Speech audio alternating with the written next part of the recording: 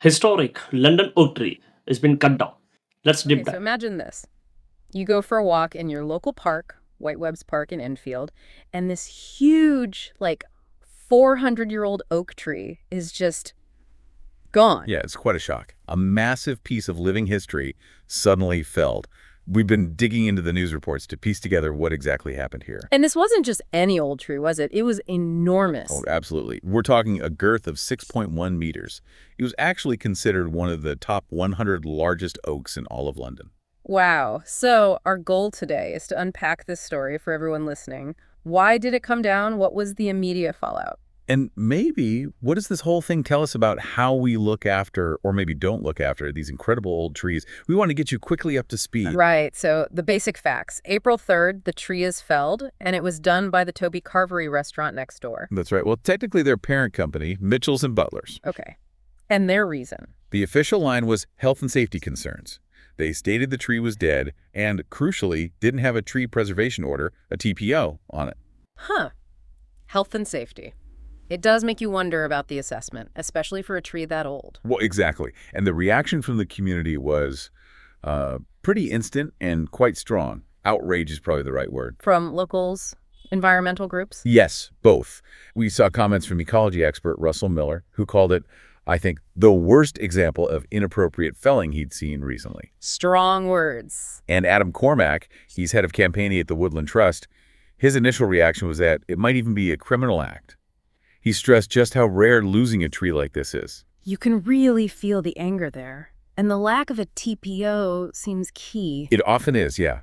It can leave these veteran trees vulnerable if someone decides they're a hazard, rightly or wrongly. There was also someone from a local group, Guardians of White Webbs. Ed Olnut, yes, the secretary. He talked about just feeling devastation. He described the oak as a vital part of the community, a real symbol of Enfield's natural heritage. So people felt a real connection to it, not just a tree. Definitely. And now there are calls for, well, justice is the word being used, and definitely for better protection moving forward. So what about the official response? Enfield Council. They seem to be taking it very seriously. They acted quickly to put a tree preservation order on what's left the stump. On the stump, is that mostly symbolic?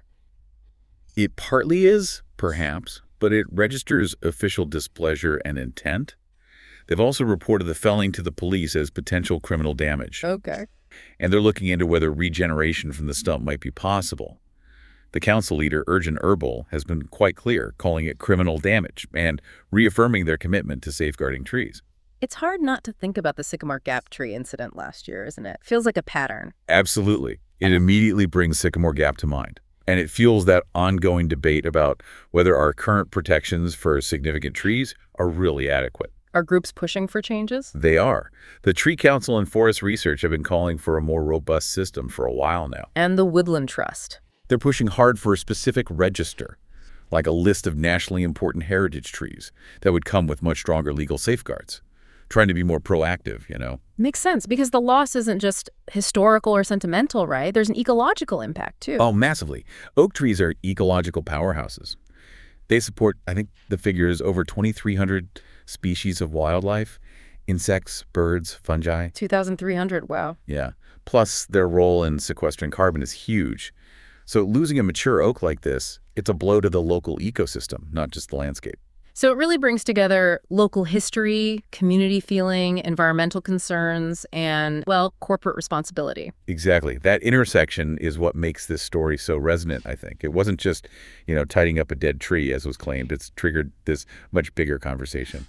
So to quickly recap, we had the shocking felling of this ancient oak, the immediate and strong community backlash, the council's response involving police and TPOs, and how this plugs into that wider national discussion about protecting veteran trees. Yeah, that covers the key points. It really makes you wonder, doesn't it? Could this incident, another high-profile loss after Sycamore Gap, actually be the catalyst that forces us to create stronger, maybe legally binding protections for these irreplaceable ancient trees?